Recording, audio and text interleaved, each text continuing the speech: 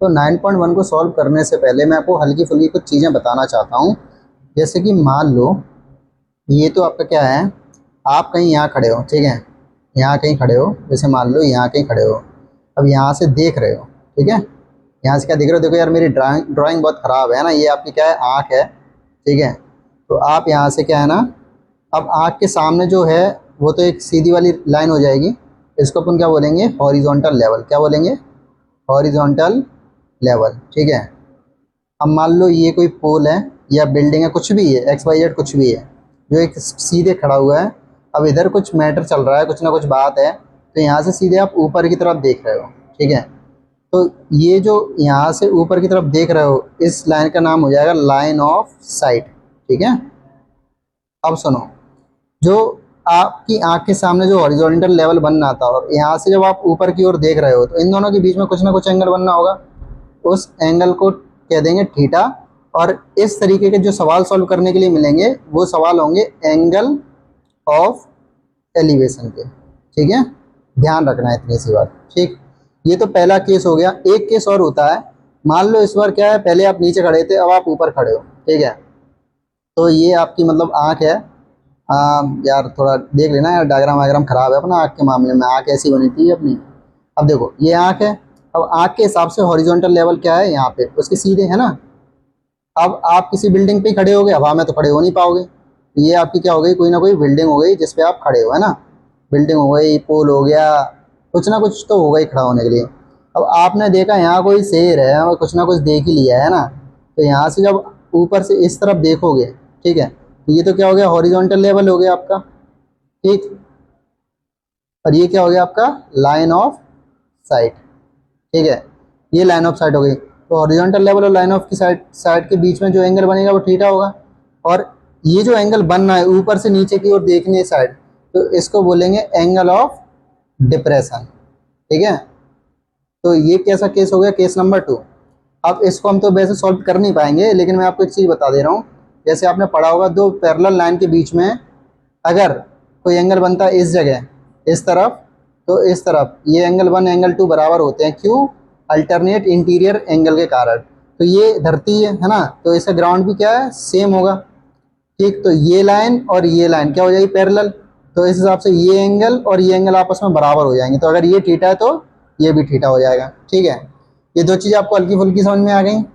और आपको 3 फॉर्मूले याद होने चाहिए, किसका, साइन थीटा इक्वल टू क्या होता है, P upon H, cos theta equal to क्या होता है, बी अपॉन एच, और टेन थीटा इक्वल टू क्या होता है, पी अपॉन बी। और इसको नोट करने की आपको बिल्कुल ज़रूरत नहीं है, ठीक है।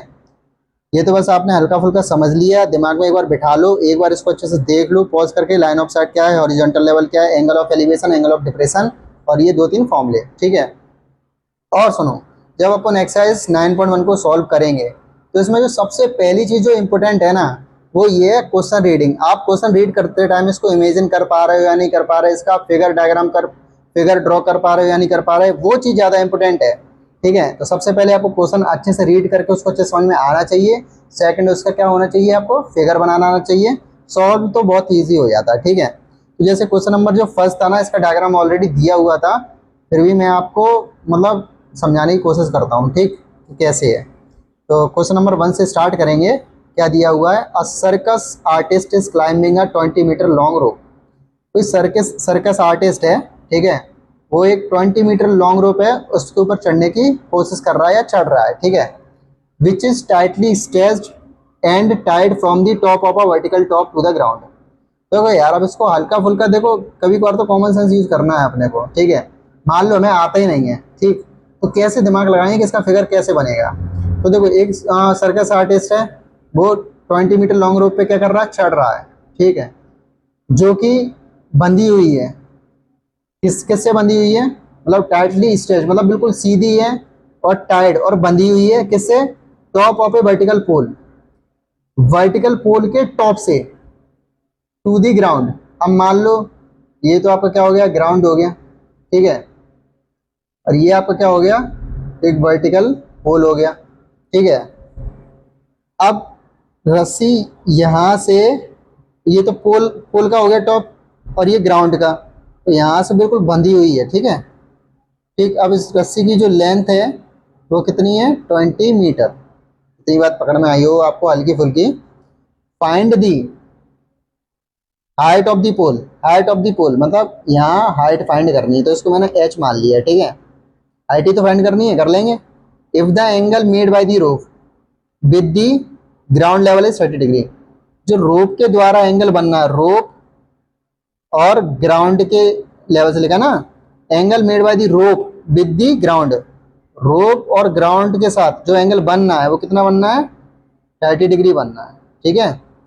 अब देखो हमें हाइट फाइंड करनी है।